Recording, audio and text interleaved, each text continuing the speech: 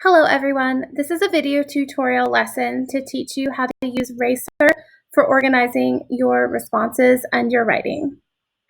So I want to begin by talking about what RACER is, and then I want to talk about why you should learn it, and not just why you should learn it for your school or for this class, but how it could be helpful long term. And then I'm going to provide you with some notes and then a modeled example, and you'll all use this on your Edulastic response. So first of all, what is RACER? Well, RACER is a way to organize our constructed responses and other writing in a way that is clear and well supported. And I want you to think about times that you have to do written responses, either an essay or like a short answer. How often do you just stare at the page and you're not sure what to write? Okay, so that's something that some of my students do, or they just write something out really, really quick, and I think they know it's not good, but they don't know how to make it better. Or how often are you someone that just like writes down everything you know and like it's too much, but you don't even know what to cut out and what to include? Okay, those are two of the problems that I see with student writing. It's usually one or the other. So what if there was a way that you could know that you've included enough in your answer, but you've also streamlined your time so that you're not taking too much time on it? So this is a way to really organize our writing. Okay, so why should you use RACER in your writing? Other than the fact that I'm going to make you do this, and it is really foundational to everything we do, so until you get it right, I'm going to keep making you redo it. But I have students tell me over the years, because I've taught for 10 years now, that this kind of method is the most helpful thing I have taught them. And students tell me that year after year after year. And I have students who really struggle with English who tell me that.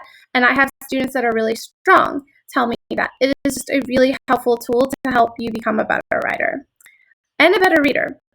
So why use RACER? Well, first of all, by using this kind of organizational format, it makes sure that we don't forget any parts of the required answer.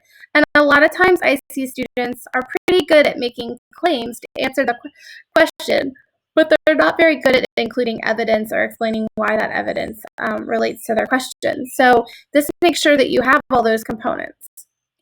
It also makes sure our answer is really easy to follow for our teachers. And this is really about being clear in our writing. And if we do that, we can score better. It also makes it easier to answer the question once we get used to using this organization. If you get in the habit of using this for all of your assignments, it just means that it becomes that much easier to do it. It's kind of like when you play basketball. If you practice passing the ball as a team in the same way every time, then when it comes time for your game, you're doing it right and it's easier. Now the practice is hard, but once you get the skill down, it makes all the writing so much easier that you're doing. Okay, and I want us to think about then, what's the long-term connections for this? Well, at some point, you're going to be doing some writing in your future career. Okay, and most of us aren't actually going to be professional writers, but there's things that you need to do to communicate with people in writing. There's emails you're sending, there's cover letters you're sending, there's resumes that you're creating so that you can get a job.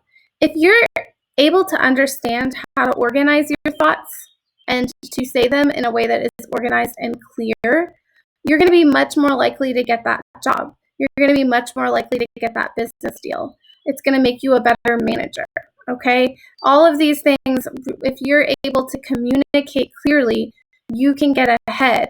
And so when you learn how to do that in your writing in high school, there's practical benefits later on in life. So 20 years from now, I really hope you're not answering constructed responses for an English class. That would be weird. So that's not really the lifelong skill that we're working on here. We're working on critical thinking skills and being clear in our communication. And those are the skills that you're going to work on long term. Okay, so let's scroll down here. This is what RACER actually stands for, okay? Each of the letters corresponds with a part of your response. And your response is going to end up being 5 sentences long, which I know sounds like a lot, right? But if you get in the habit of doing this, it becomes so much easier, and then all of your responses are amazing. Okay, so what does each of the letters stand for? All right, so your first part of your response is going to be the claim that you make. And you're going to make a claim using R and A. So your first sentence is going to be R and A. This is where you, first of all, repeat keywords found in the question.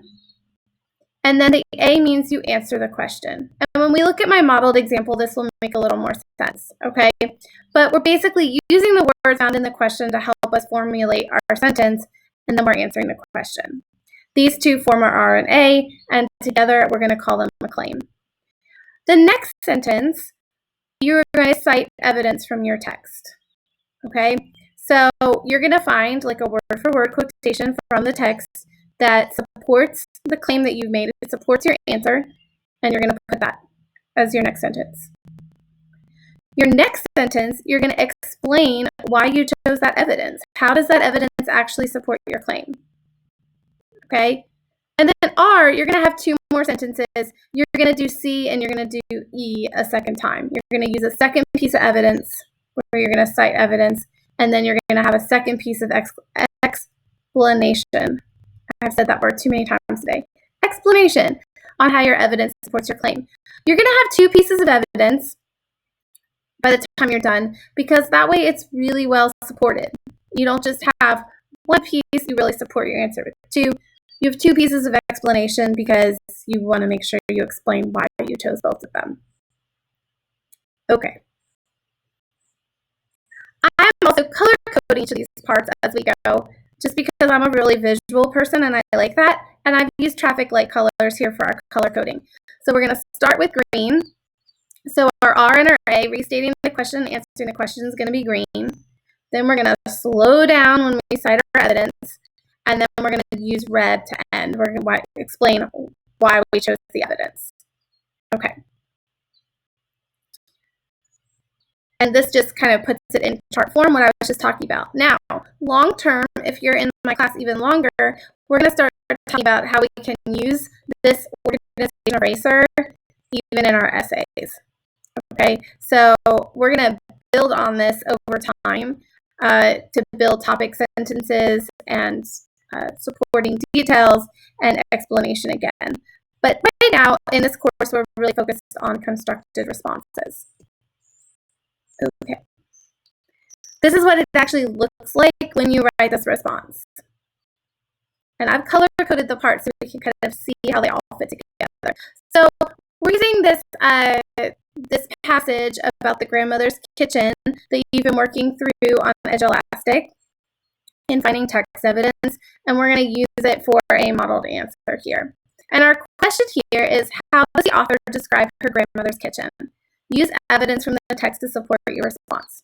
So we're going to create a model answer, and you're just going to type this up into your answer box, and you're going to color code the parts so you can sort of remember.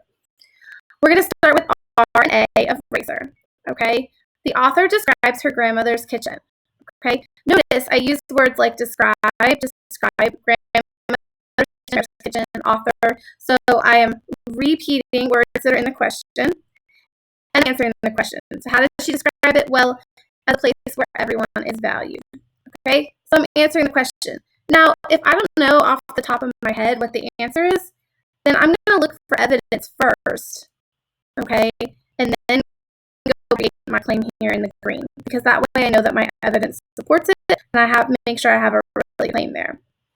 Okay, then I'm going to use evidence from the text. Okay, so I'm citing my evidence. This is the C part in our RACER. And I'm going to do two things here before I even use my quote. I'm going to have what is called a transition. A transition in our writing is where we signal to our reader that we're shifting gears, and we're showing that movement in our writing. So I put toward the beginning of the story. We could also use words like first or second or in the beginning. Okay, so we're going to start with one of those transitions, and then we're going to show what the author is doing. So the author writes. We are introducing our quotation here. Okay, do not just put your quotation here. Okay, you need to have something that signals to the reader, I'm about to use something from the text.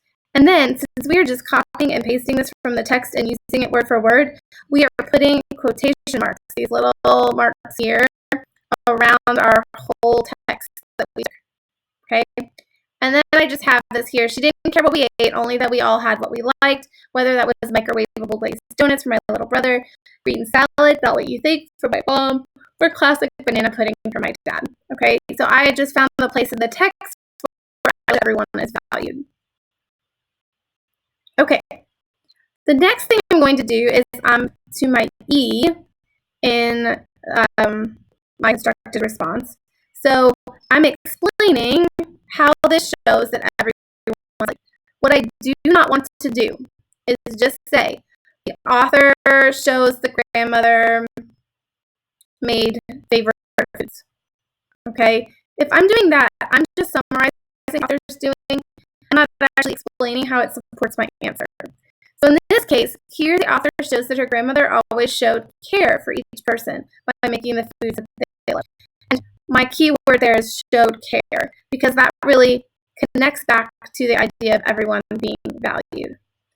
Okay, and then I have my R. I'm repeating C and E. So I'm repeating my citing evidence. I'm repeating my explanation evidence.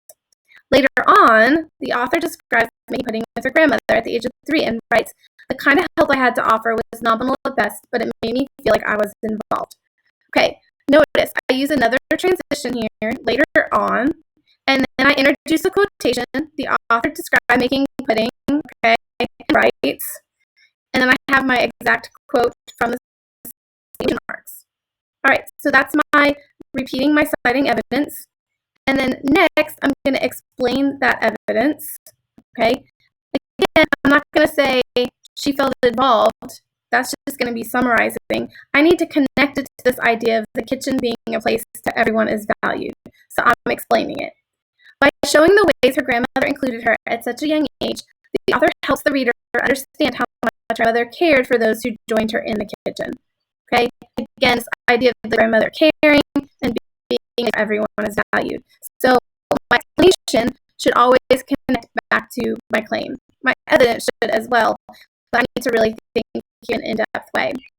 Now, for the rest of this activity, I'm really going to break these down into smaller sections and have you practice with kind of one sentence at a time, and also practice a little bit with editing constructed responses that have mistakes.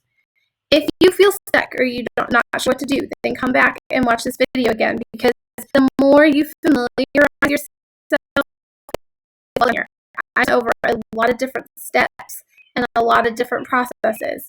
And the activities I'm going to have you do really break that down more for you, and hopefully make it easier and easier to start catching how all these pieces work together. But it really takes a lot of practice and a lot of feedback to make this better. Okay, it takes time to learn how to do this. It's hard. Okay, I just made it easy. I just like, whoop, it's right there on the screen. But you really need to work with it and take some time with it. Okay, and come back to this video if you're stuck. And I'll keep giving you feedback as well on how to improve your responses. All right, I promise you that once you get this down, everything else will be a lot easier. But getting this down is going to be the hard part. But I think you can do it. I've had students every year struggle with it, but then get it, and that feeling of accomplishment means that